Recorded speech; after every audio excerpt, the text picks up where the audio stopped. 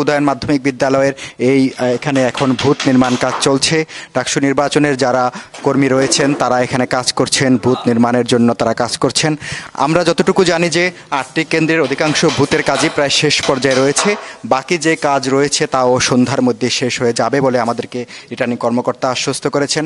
তো আপনাকে জানিয়ে রাখি যে ঢাকা বিশ্ববিদ্যালয়ের প্রায় 40,000 ভোটার আগামীকাল সকাল 8টা থেকে বিকেল 4টা পর্যন্ত বিরতিহীনভাবে তাদের ভোটাধিকার প্রয়োগ করে তাদের নির্বাচিত প্রতিনিধি তারা নির্ধারণ করবেন।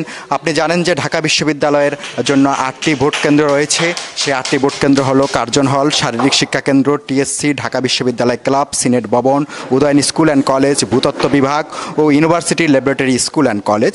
এর মধ্যে রোকেয়া হলের শিক্ষার্থীরা ভোট দেবেন টিএসসি কেন্দ্রে এবং শামসুনার হলের শিক্ষার্থীরা ভোট দেবেন university laboratory school and college কেন্দ্রে।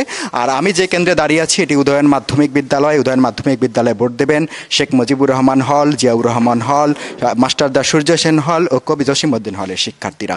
এভাবেই ভাগ করে দেওয়া হয়েছে যে 8টি কেন্দ্রে শিক্ষার্থীরা ভোট দেবেন।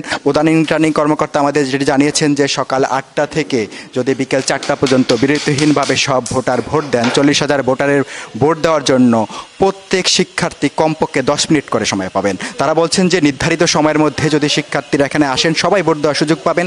এবং তিনি এও আশ্বস্ত করেছেন আমাদেরকে প্রধান রিটার্নিং কর্মকর্তা যে যারা লাইনে 4টার মধ্যে দাঁড়াবেন তাদের সবার ভোট নেওয়া হবে, সেটা 5টা, 6টা, 7টা যাই বাজুক না কেন, কিন্তু 4টার মধ্যে দাঁড়াতে হবে। আর আপনি দেখতে পাচ্ছেন যে কর্মীরা যেভাবে কাজ করছেন, আমি যদি আপনাকে দেখাই যে সিসি ক্যামেরা, পর্যাপ্ত সিসি ক্যামেরা কিন্তু বুথে স্থাপন করা হয়েছে যে এখানে যাতে কোনো ধরনের অনাকাঙ্ক্ষিত ঘটনা না ঘটে সেজন্য নিরাপত্তা বলয়, 3 স্তরের নিরাপত্তা বলয় জোরদার করা হয়েছে। আমরা যখন ক্যাম্পাসে কিছুক্ষণ আগে ঘুরেছি আমরা দেখেছি যে এখানে পুলিশের, পোশাকধারী পুলিশের পাশাপাশি সাদা পোশাকেও আইন শৃঙ্খলা বাহিনীর সদস্যরা টহল দিচ্ছেন, তারা গোয়েন্দা তৎপরতা চালাচ্ছেন। একই সঙ্গে আমরা বিজিবিকেও টহল দিকে দেখেছি। তবে সেনাবাহিনীকে মোতায়েনের ব্যাপারে কোনো সিদ্ধান্ত হয়নি। এগুলো নিয়ে সামাজিক যোগাযোগ মাধ্যমে নানা ধরনের গুজব ছড়ানো হচ্ছে। বাস্তবতা হচ্ছে যে সেনাবাহিনীকে নিয়োগের ব্যাপারে কোনো সিদ্ধান্ত হয়নি। তবে সেনাবাহিনী থেকে যেটি আইএসপিআর থেকে জানানো হয়েছে যে তারা প্রস্তুত রয়েছেন যদি বিশ্ববিদ্যালয়ের তাদের চাহিদাপত্র দেয় যে তাদের কোনো প্রয়োজনে তাদেরকে দরকার আছে তারা সহায়তা করবেন, কিন্তু আপাতত তাদের কোনো এখানে দায়িত্ব পালনের কোনো অভিলাষ বা তাদের সাথে কোনো আনুষ্ঠানিক কথাবার্তা হয়নি। তারা সামাজিক যোগাযোগ মাধ্যমে কোনো ধরনের গুজবে কান না দেওয়ার জন্য আইএসপিআর থেকে আহ্বান জানানো হয়েছে। তো মোটামুটি এই হচ্ছে ডাকসু নির্বাচনের প্রস্তুতি। আগামীকাল সকাল 8টায় ভোট হবে।